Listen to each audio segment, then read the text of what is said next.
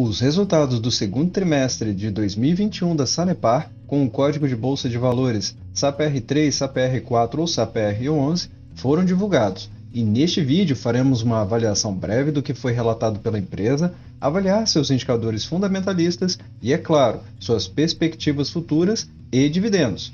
Tudo para você ficar bem informado e aproveitar as oportunidades do mercado. Vem comigo! Olá, investidores! Aqui é o Alex e você está no Ativo Virtual. Se for novo por aqui, falamos sobre negócios, economia e empreendedorismo.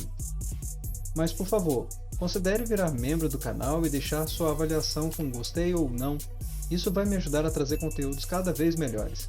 E se tiver alguma dúvida, deixe nos comentários, isso pode ajudar outras pessoas. Vamos lá! Olá, meus amigos, sejam todos muito bem-vindos ao canal Ativo Virtual. E nesse vídeo vamos falar sobre os resultados da Sanepar para o segundo trimestre de 2021. Então, como sempre, vamos falar primeiro apresentando a empresa, sua avaliação de governança e demais informações relevantes, e depois vamos aprofundando nos resultados da empresa para que toda a informação faça sentido do início ao fim. E por essa razão, peço que vocês vejam o vídeo inteiro para que toda a informação faça sentido para vocês. A Sanepar é a companhia de saneamento do Paraná, é a melhor do setor na avaliação do Jornal Econômico, no ranking que leva em consideração indicadores como receita líquida, lucro e endividamento. A Sanepar ficou à frente das grandes empresas de saneamento como Sabesp, Corzan, Copasa, Sanasa, Cesan, Embasa e Cagesse. A avaliação de governança dela, temos Companhia de Saneamento do Paraná, como sendo o nome da empresa. O código que estamos vendo aqui é o SAPR11, mas ela também possui os códigos de bolsa SAPR4 e SAPR3.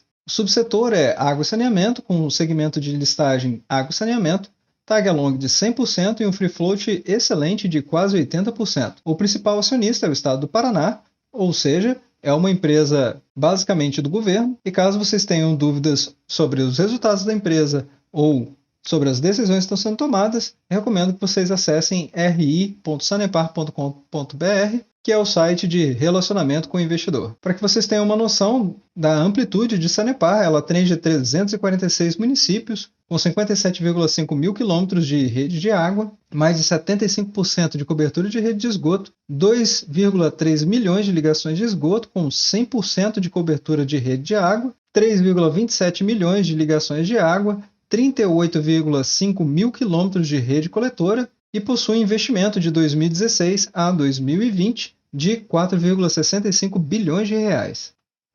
E agora falando especificamente dos resultados da empresa, a Sanepar não decepcionou. Trouxe excelentes resultados nesse segundo trimestre de 2021, com um crescimento de 4,3% na receita líquida, 11,2% de crescimento do EBITDA, 7% de crescimento do lucro líquido. Isso quando comparando semestre contra semestre, o primeiro semestre de 2021 com o primeiro semestre de 2020. Além disso, houve um acréscimo de 24,7% nos investimentos do segundo trimestre de 2020 para o segundo trimestre de 2021. Agora a empresa investindo quase 300 milhões de reais, com um atendimento exemplar de entrega de água em 100%. Não existem mais grandes investimentos a serem feitos aqui. Porém, na parte de esgoto, a empresa precisa investir mais para poder atingir as metas do governo federal que já foram impostas para os setores de saneamento básico. Além disso, passando seu EBITDA de 2020 de 472 milhões para 581 milhões de reais. E não para menos, tanto a Moody's quanto a Fitch avaliaram muito bem a Sanepar na sua governança corporativa, com as melhores notas de cada índice. Além disso, na margem EBITDA do segundo trimestre de 2020 para o segundo trimestre de 2021, houve um crescimento de 45,7%, receita líquida com um crescimento de 10,7% no segundo trimestre de 2021, lucro líquido crescente e uma dívida líquida sobre EBITDA de 1,5 vezes. Isso significa dizer que a empresa, apenas com a sua receita, antes de juros, impostos, amortizações e depreciações, consegue quitar a dívida em apenas 18 meses.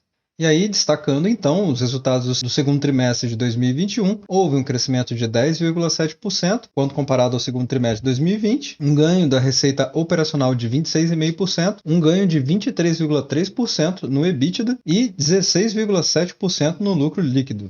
Uma situação relevante está relacionada à dívida líquida, que houve um crescimento de 9,7%. Isso vamos ver ainda porque está relacionado aos indexadores da dívida, muito atrelados à Selic e inflação. Porém, quando olhamos para margem operacional, margem bruta e margem líquida da empresa, todos os indicadores cresceram de 2020 para 2021, em particular no segundo trimestre. E aí, quando a gente fala especificamente desses 26,1% de margem líquida no segundo trimestre de 2021, significa dizer que para cada R$100 que a empresa tem de receita, R$ 26,10 são convertidos em receita líquida para a empresa. Além disso, como eu havia mencionado, a empresa com uma dívida líquida sobre EBITDA de 1,5 vezes significa que a empresa consegue quitar toda a sua dívida em apenas 18 meses. Então, com todos os indicadores subindo, com exceção do ROI e do ROIC, ainda assim, mesmo com 9,7% a mais de dívida líquida, a empresa possui caixa e previsibilidade de caixa para honrar com toda a sua dívida no curto, no médio e no longo prazo, como vamos ver em relação aos seus contratos. Então, esses 9,7% não tem a ver com problema de administração da empresa e nem da sua gestão. É simplesmente por conta dos indexadores dessa dívida. E que o controle da dívida mais o vencimento dos contratos das receitas que a empresa recebe são indicadores importantíssimos para quem tem visão de longo prazo e formação de carteira de dividendos. E nesse quesito, como vocês podem ver, a principal receita com 21,4% da companhia só vai ter que rever o seu contrato daqui a 27 anos. E a maioria dos outros contratos estão de longo prazo, acima de 3 anos, muitos com mais de 10 anos, como o caso de Maringá, com 19,2 anos, Foz do Iguaçu, São José dos Pinhais, Colombo e Guarapuava, com mais de 20 anos para o vencimento dos seus contratos, além do de Londrina, com 25 anos. Então, a Sanepar realmente possui grande controle sobre a sua previsibilidade de caixa, sendo que o contrato que vai vencer mais próximo, mas com grandes chances de renovação, é de Cascavel, que representa 3,6% da sua receita e que vai vencer ainda em mais de 3 anos. Então, a empresa possui um controle muito grande, com contratos que fazem muita diferença para o investidor de longo prazo. A empresa também destaca o volume das barragens. Como eu mostrei no outro vídeo apresentado aqui no canal, as barragens estavam esvaziando e continuam passando por níveis complicados de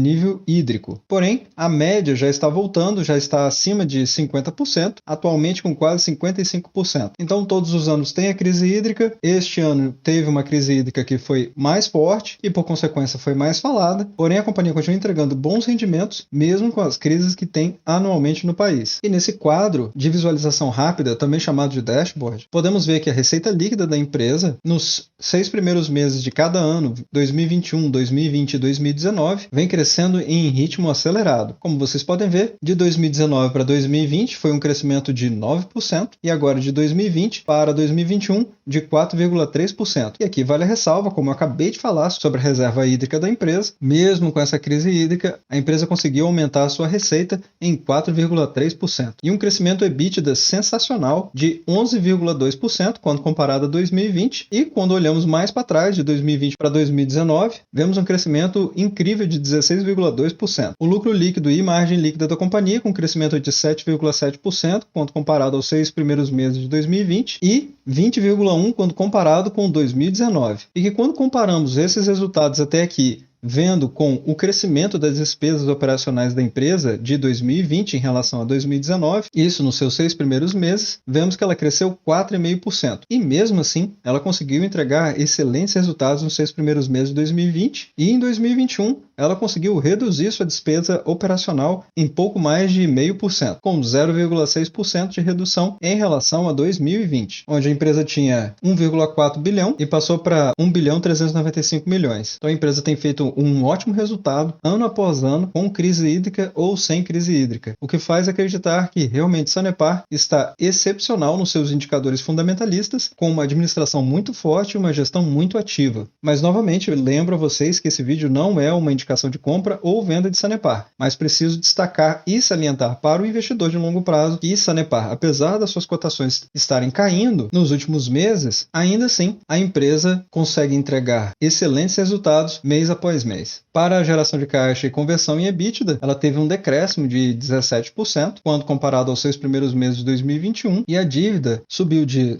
8% para 9,4% no seu custo médio ponderado, devido aos indexadores da Selic, que tem estimativa estimativas de subir até 7,5% até o final de 2021, o acumulado anual do IPCA e do IGPM, que também não param de crescer, e provavelmente o IPCA vai ultrapassar o teto da meta de 5,25% estabelecido pelo governo, então não tinha como ser diferente, o custo da dívida vai aumentar à medida que esses indicadores de inflação e Selic aumentarem também. Um múltiplo de 1,5 da dívida líquida refere-se a uma alavancagem muito baixa, onde a empresa tem pleno controle da sua dívida e com seu caixa previsível, fica muito fácil para a Sanepar tratar essa dívida. Além disso, a empresa, como eu havia mencionado, ela tem investido muito e nos 6 primeiros meses de 2021, ela chegou a investir 552 milhões de reais, quando comparado aos 6 primeiros meses de 2020, com 447 milhões de reais, houve um crescimento de 23,7%, porém utilizando 100% do recurso de terceiros. Então, isso não impacta necessariamente o caixa da empresa e apenas coloca previsibilidade de quitação de dívida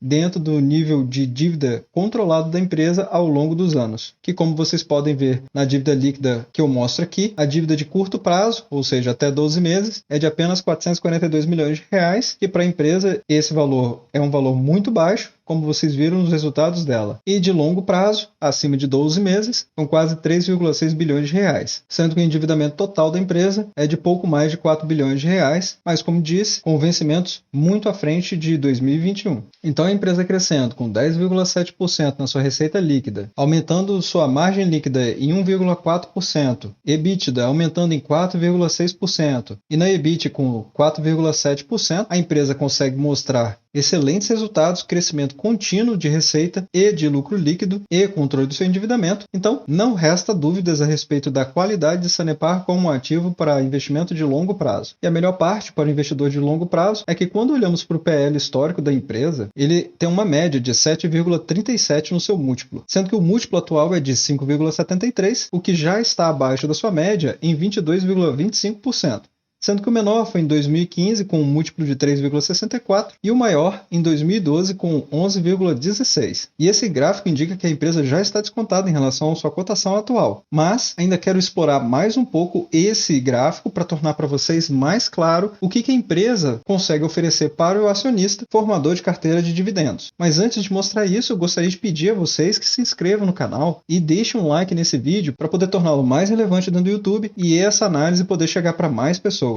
E, se possível, compartilhe o vídeo, porque compartilhando vocês ajudam outras pessoas e também apoiam o canal para fazer com que eu sempre traga para vocês essas análises que eu faço gratuitamente e depois compartilho com vocês. Então já deixo o meu muito obrigado para aqueles que puderem ajudar e continuando a nossa análise do PL histórico, lembrando que o PL é o preço sobre lucro, então olhando para o valor de mercado da companhia é de 5,83 bilhões de reais atualmente. Só peço que vocês atentem para a data de gravação desse vídeo e o lucro projetado, como vimos, a empresa tem entregado resultados maiores a cada trimestre. Então, é factível pensarmos que ela vai conseguir entregar entre 1 bilhão e 1 bilhão e 100 milhões de reais de lucro líquido em 2021. Se isso acontecer, vai ser maior do que a lucratividade da empresa em 2020 e isso também vai representar um PL projetado de 5,3. Então, observem, se a empresa entrega um PL de 5,3 com um lucro projetado de 1,1 bilhão de reais, sendo que em 2020, com 7,6 de múltiplo, a empresa entregou pouco mais de 600 milhões de reais de lucro, então isso significa dizer que só até esse desmembramento do raciocínio que eu trago para vocês do PL já mostra que a empresa está ainda mais descontada do que simplesmente a gente olhar no gráfico de 2019 até 2021, vendo o PL caindo. Então eu estou dizendo para vocês ainda que se o lucro da empresa realmente atingir esses patamares de 1,1 bilhão de reais, significa que esse gráfico ainda está mostrando que mesmo com 5,73 abaixo das suas médias, ainda assim a cotação não está justa para o lucro que a empresa consegue entregar em 2021, porque existe aqui uma diferença de 5,73 para 5,3 do PL projetado de acordo com esse lucro que eu projetei. E isso significa dizer que a empresa vai estar 7,5% mais barata do que ela deveria estar sendo cotada na bolsa. E só para vocês terem uma ideia, o valor de mercado real da empresa deveria ser então 6,3 bilhões de reais na bolsa de valores. E como que vocês podem confirmar esse valor? Basta pegar o PL PL atual e multiplicar ele pelo lucro projetado, de 1,1 bilhão. É claro que aqui existe uma especulação de que a empresa vai conseguir chegar a 1,1 bilhão de lucro líquido. E por essa razão, eu volto e mostro para vocês de novo o lucro líquido crescendo ano após ano. Como vocês podem ver, nos 6 primeiros meses de 2019, 450, nos 6 primeiros meses de 2020, 540 e nos 6 primeiros meses de 2021, 578. Então, se a gente dobrar simplesmente o valor de 578,